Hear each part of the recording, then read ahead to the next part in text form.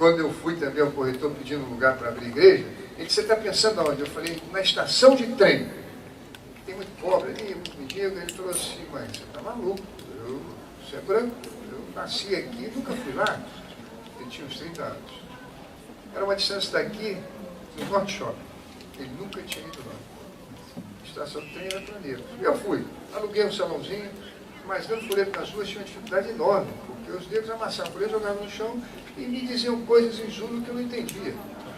Blum, puma, aquela voz grossa, do africano, puma, suspeitíssimos. O que esse branco está fazendo aqui? O Mulumba é branco, homem branco. E realmente, um salãozinho pequeno, tamanho disso aqui, umas cadeiras de plástico, passou um mês, 2, 3, ninguém.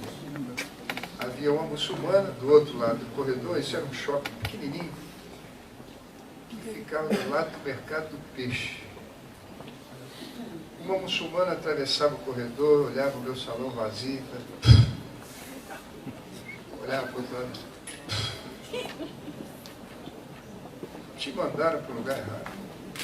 Você é branco. Os negros gostam de cachaça, prostituição e macumba na África.